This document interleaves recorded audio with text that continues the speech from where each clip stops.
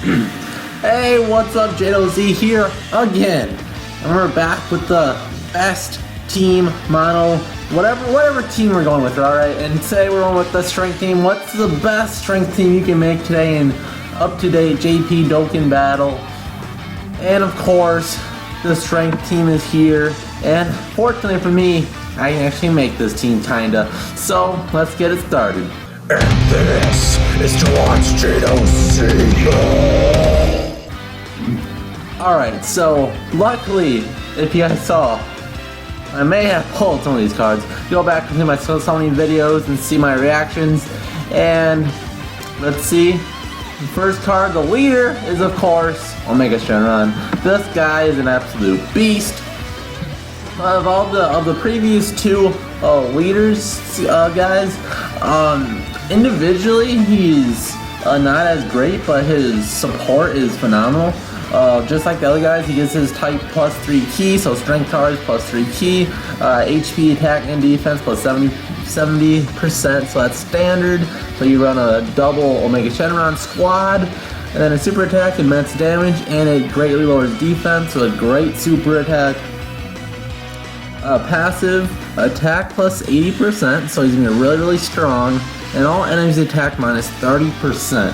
So that makes whenever Omega Shenron's out on the field, one of your 3 guys out there, you'll be able to tank hits very well, and it'll make your whole team a lot more tanky because they'll be doing a lot less damage. And of course, Omega Shenron's stats are very good. And look at his defense, that's off the chart at 7,000. So he's a really good tank out there. So, number 2, another undisputed card for best strength cards, Vegeta, an absolute beast. I still use Vegeta as a leader in global, well, because the mono cards aren't out yet. But as far as mono teams, he's still the best leader, so I want to take note of that, even though he won't be a leader in this team. But that's still crazy, plus 3 key and 3,000 attack. But 2 of his things that'll be used in this team, his super attack does immense damage to opponent, and his passive gives him a huge attack boost of 7,000. Should have been 9,000 just for the meme. He's effective to all types. So it doesn't matter if it's an agility card or physical or whatever, he'll be doing super effective a hit, so he's gonna be really strong no matter what. His links are really good. He's missing the only link he's missing is shocking speed. Oh, I almost forgot. But he has Ultimate Flash, which is a plus 3 key link, Fuse Fighter, and Prepared for Battle are both a plus 2. So very good across the board. His stats are phenomenal too. His attack, 10,200, is huge, and you can pretty much say it's always 17,000 because of his plus 7,000 passive. So yeah, Vegeta, an absolute beast. Alright, so now, as you see right here, starting to get into some controversial territory with Super Saiyan 3 Vegeta. Off the bat, he looks absolutely phenomenal. Supreme damage and a high chance to stun.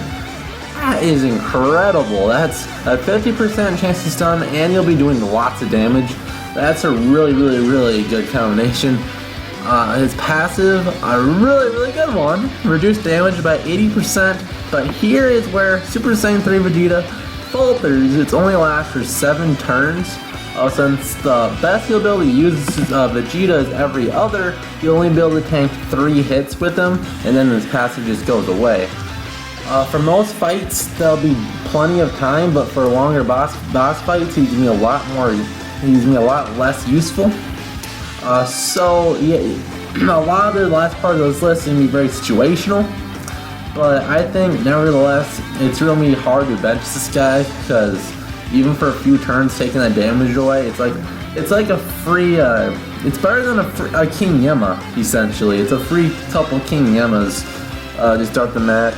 And of course, his links are good. He has Ultimate Flash. That's it for the key links. He has Fierce Battle, which is a nice, I believe, 15% boost. And his stats are really good too. So yeah, I really like the Super Saiyan 3 Vegeta. Of course, long fights, you can decide whether or not to use him or not, but otherwise he's really good. And now I have the Super Saiyan 3 Goku, the GT version. I have him here first because He does supreme damage. He's the nuking leader, so you want him anyways. For your red types, plus 25% attack to all allies. So kind of like the tech Vegeta, but for strength types only. He does supreme damage. He has the GT link and the overnight flash link, so he links very, very well with the cards. So Omega Shenron would get 2 key, and cards like Vegeta or the Super Saiyan 3 Vegeta would get plus 3 from him. So it's very good. Now this next card, I don't know if you can use him with the GT Super Saiyan 3 Goku. I don't know how exactly it works. So you can take this as you may, but the Super Saiyan 3 Goku from Z is a phenomenal card. I remember when I finally pulled him. This is probably a few months ago already, but he's been around for. He's been one of the first SSRs. He used to be a god tier card, believe it or not. When the game first came out, he was the best. He does supreme damage and lowers the defense.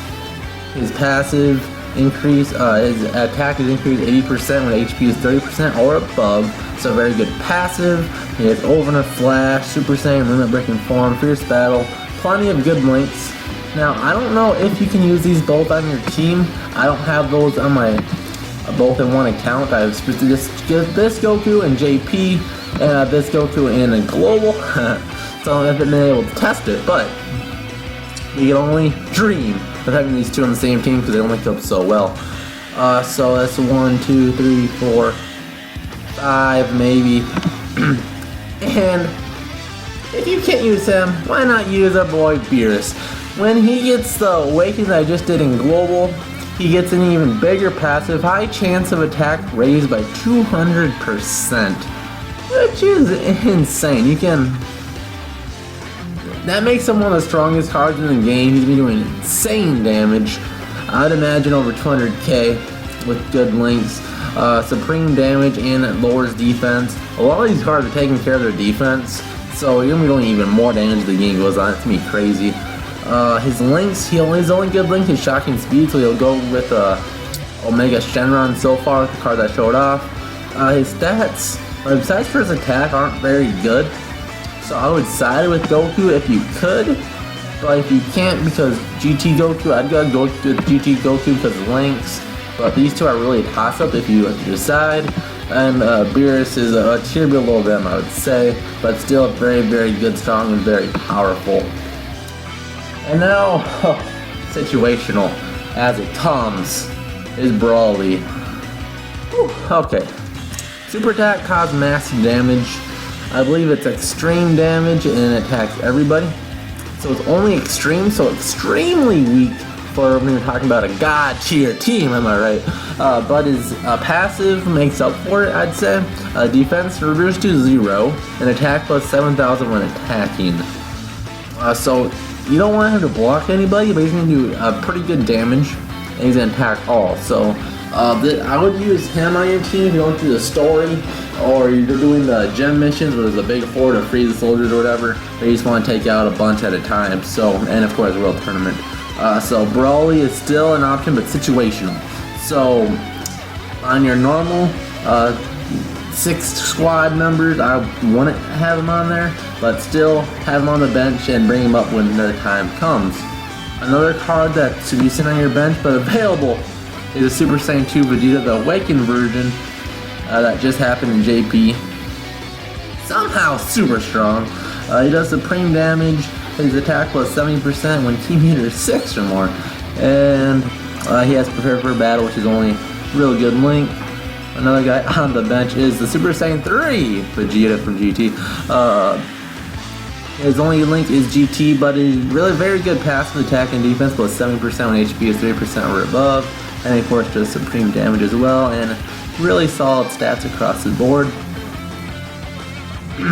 Now, where would he go to replace anybody else? If you don't have these Gokus, it'd be really good there. The GT links, you can help Omega Shenron up for some more key. But otherwise, anywhere you can put him in where you think he'd be better than other ones. But I'd say, of course, the prior ones are better. So, what happened? Okay, God Goku, another guy. So many links with him. So very, very situational. If any of these aren't in your team, he'd plug in for any of those.